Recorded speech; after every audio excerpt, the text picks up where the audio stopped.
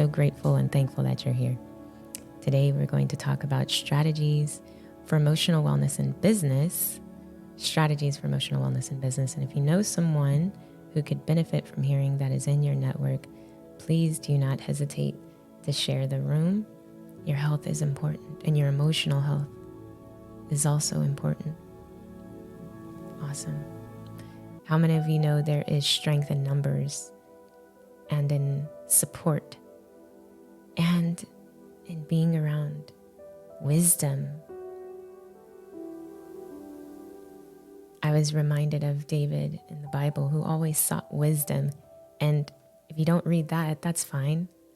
Pitbull says, ask for money and get advice. Ask for advice, get money twice. Well, business often focuses on strategy and financials, but understanding and nurturing the emotional wellness of its human assets, I'm telling you, you get a higher return than some of the traditional business strategies. That's why it's important to nurture your emotional wellness, because there's some nuance to it. And when you recognize emotional signals, then you are going to prevent some unnecessary things happening. So the key point in recognizing emotional signals is to learn to differentiate between transient emotional reactions and more profound emotional patterns. Simply put, this too shall pass. If you're having a bad day or if you're off, we all have those days where we just get a little off. But if you can understand this is going to pass, and you learn to respond instead of react, you understand some strong emotional reactions are just temporary, then you're going to save yourself business. You're going to save yourself clients. You're going to save yourself some team members, because you have learned to recognize emotional signals. So the third strategy is to establish emotional boundaries. That's going to help you stay well. Why does that matter? Because not every emotion needs a reaction, especially in a business context.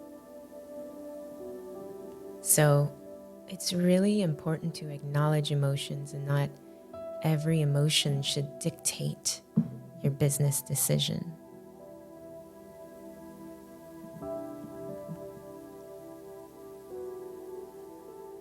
Not every emotion needs a reaction. Repeat after me. Not every emotion needs a reaction.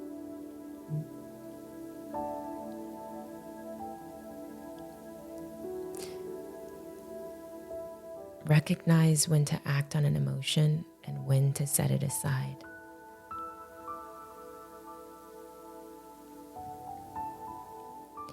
So this kind of ties into building an emotionally supportive culture, because if you have amazing people by your side or on your team, they can help you go beyond these individual emotional things that can be kind of like a roller coaster, and help you to navigate the challenges that come up, and you're not doing it alone. And when you cultivate an environment where your employees are supported, or your teammates, or your staff, you build an overall good team, but you also boost morale and productivity. And you have this genuine human-to-human connection. So you can say, Shankar, I got you. Shanae, I got you. And you can make good decisions together because you're healthy emotionally. But imagine And it's not hard to do this. Imagine being on a team where everybody is stressed out, burnt out, overworked, overloaded, underappreciated. Then what happens when you have no support? And I'm not just talking about having an HR helpline or these occasional team building exercises. I'm talking about those day-to-day interactions, examples of leadership in motion all the time. When you are playing with A players and everybody is acting with excellence and you have genuine human connection, you are better at business and you are stronger emotionally because you've learned to regulate that very, very important piece of your life. Show of hearts if you agree. It's good to build an emotionally supportive culture. And it starts with you being emotionally healthy yourself. And I've had times where I have actually rescheduled meetings because it just wasn't emotionally healthy. It's like, this is not going to go the way that I plan, either because the other party is not even kiltered or because I myself, I know that I didn't get enough sleep or this or that, or I didn't get enough food, and it's just not going to go well. Now, of course, again, nuance, you have to know when to distinguish between those things. But I challenge you to reschedule a meeting if you are not emotionally well. Now, if this is chronic, there's an underlying issue that needs to be addressed. But if you're just having an off day, it's okay to be emotionally supportive to yourself, because in the end, that's a strategy that's going to help you either retain your clients or to get more business and more deals and all of that. Thumbs up if you agree. Thumbs up if you agree. Awesome. Now, we did talk about emotional intelligence. I just want to encourage emotional education because that is something that can be developed.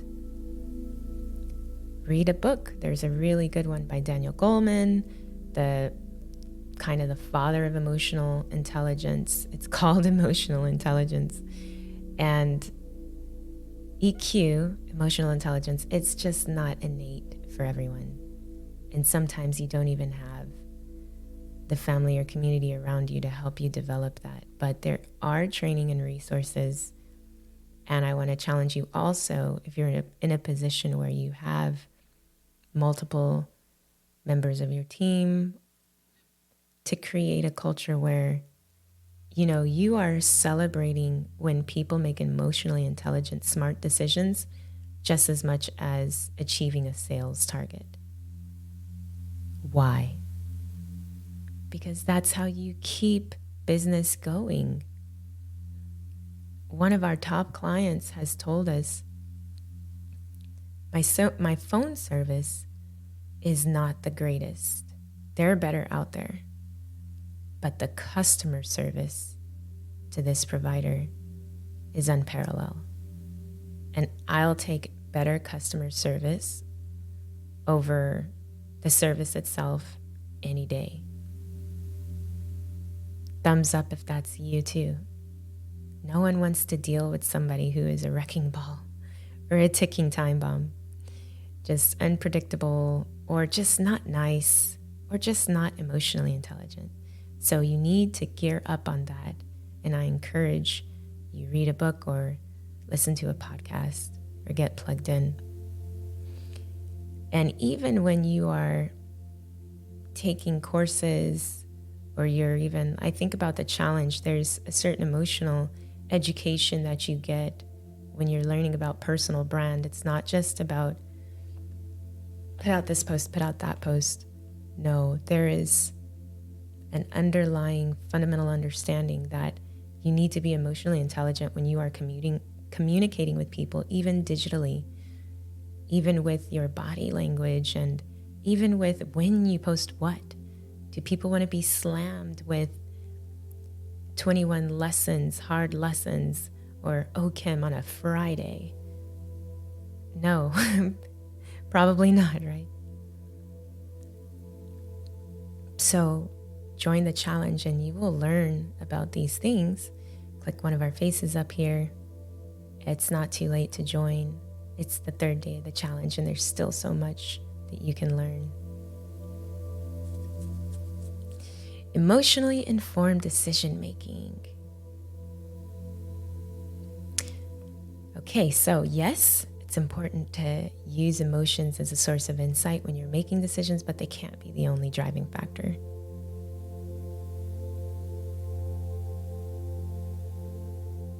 They can't be the only driving factor. And again, to add a bit more nuance, when you're looking at data-driven decisions, entirely ignoring the emotional aspect, that can lead to decisions that look good on paper, but are absolutely detrimental in practice to human factors. I've had so many moments where I couldn't exactly explain why I was making a decision, but looking holistically, like let's say if we're talking about a hire, I just knew in my gut, this is just not the right person. They look great on paper, but there was a red flag when they answered or they said X, Y, or Z in such a way, and it was not emotionally intelligent. And I think we need to go with a no on this one. Turned out to be one of the best decisions ever. So your decision making has got to be balanced. And that in the long run is going to save you from being stressed out, wanting to rip your hair out because of a decision that was just not holistic. Show of hearts if you agree. We need to be holistic. Awesome. Benjamin, Simone, Wendy, Isaki, Stefan. Yes.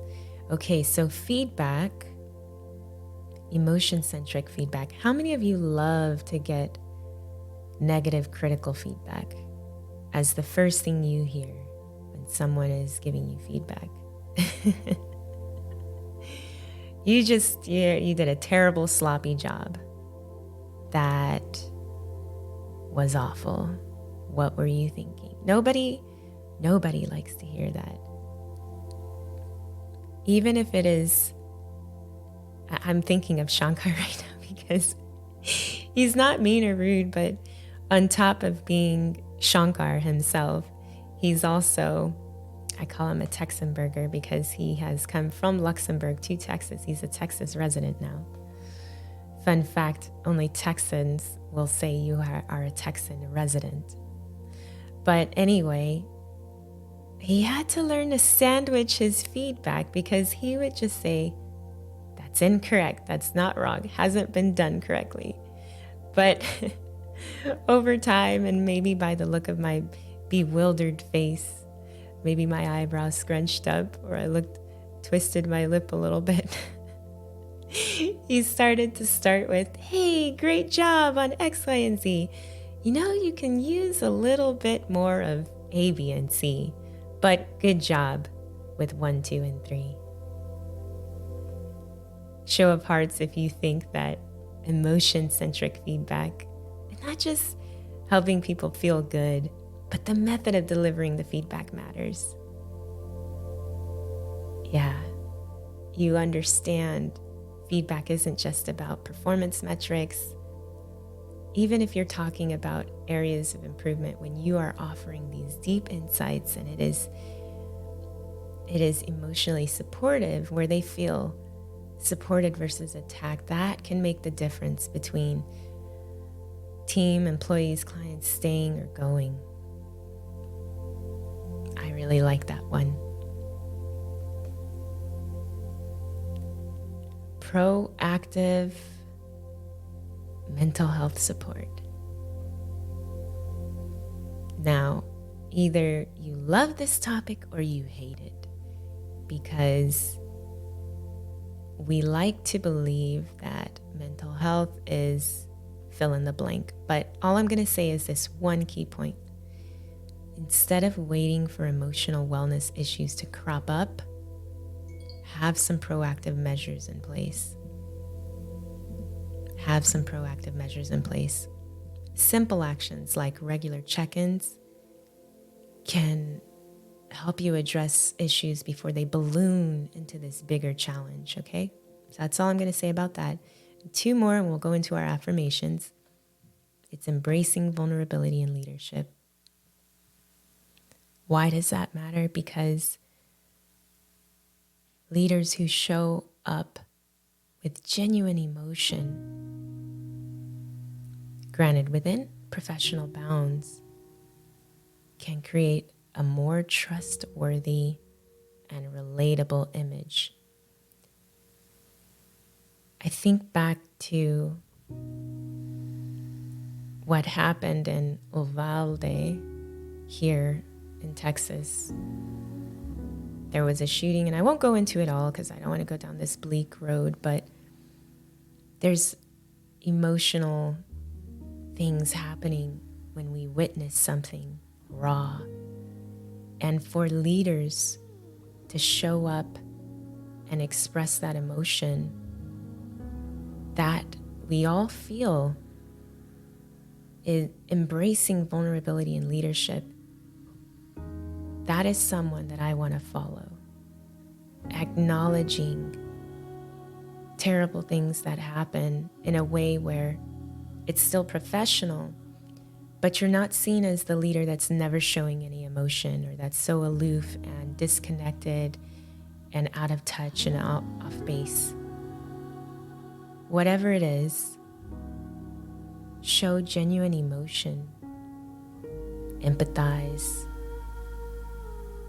That helps with your wellness too. You don't have to be this stoic brick wall that never acknowledges that anything ever happens, because it does.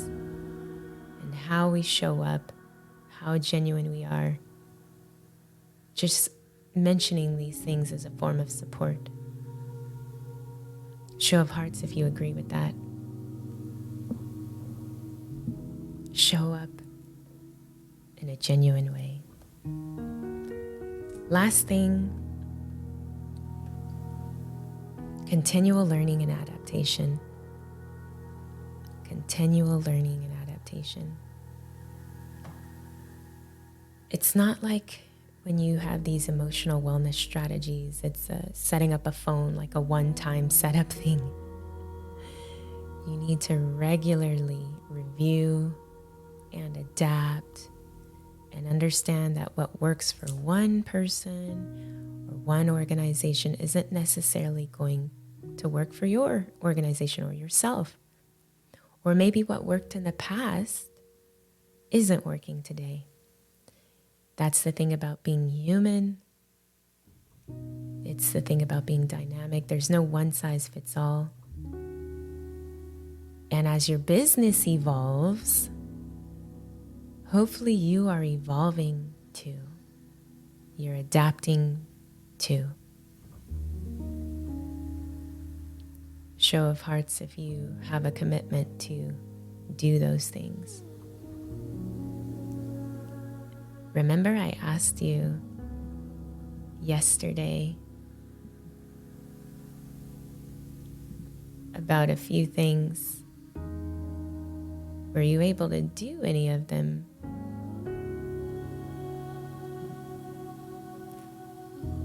Were you able to go outside and maybe take a different turn? Were you able to strike up a random conversation, unlearn something, or even do a silent reflection? Show of hearts if you were able to do that. Awesome. Okay. Well, that concludes our talk about these strategies. I hope that they were helpful to you.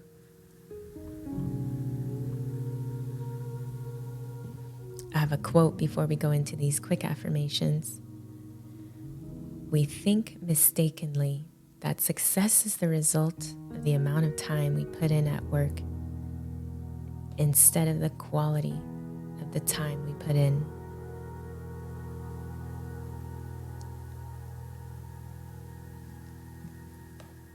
Remember that over the sheer quantity of hours that you work, the quality of your work is going to be highly driven by your emotional and mental state. So that's why we're going to go into these affirmations. Really want you to hang on to them and just shake out all of the stress you might be having. Roll your shoulders a bit. Close your eyes. Take a deep breath and repeat after me. I am capable of achieving my goals and dreams. My potential is limitless.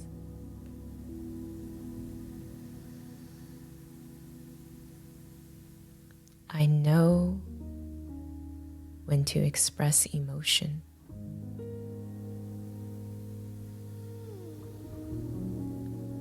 I possess the qualities needed to be emotionally well. My thoughts are reality. And today I think big. I trust the timing of my life. I am in harmony with the universe. Every cell in my body vibrates with energy and health. I am focused on the present and excited for the future. I'm going to open up the floor for 1 or 2 minutes before we go into our visualization. Anyone on stage want to say anything? Yes, absolutely. Well, I think, Andrea, the lessons you taught me over the years here about emotional wellness are truly part of why we have success in business, especially teaching me the sandwiching mode you mentioned, getting me away from my, I guess, European ways of communication. All of those minute things matter. They matter in how you build a team, and they matter in how you get people to see your vision. So I just think that was a very, very important takeaway. And then I also want to again extend an invitation to the challenge that we start in about 33 minutes. So definitely click my face, and you will be live with Shanae Morea and myself on a Zoom call to learn how you can essentially leverage your understanding of emotional intelligence in building a very powerful personal brand that helps you gain traction on this beautiful platform. Thank you, Andrea. Thank you, Shankar. And I learned so much from you about how to be emotionally intelligent when it comes to clients, and it's a beautiful thing. If no one else has anything they would like to add, then let's just all close our eyes. Take a deep breath, then release it. And imagine yourself walking on a narrow, winding path, surrounded by tall, gentle grasses that sway with the breeze. You can hear the distant sound of waves that gradually become clearer as you walk closer.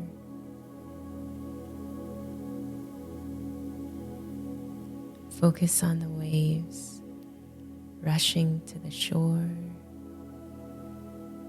bringing with them a spray of water that's refreshing, leaving behind patterns on the sand, seashells glistening under the sun. Look up and see the sky above.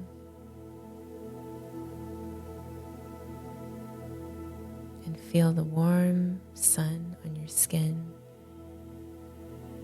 and the cool, soft sand under your feet.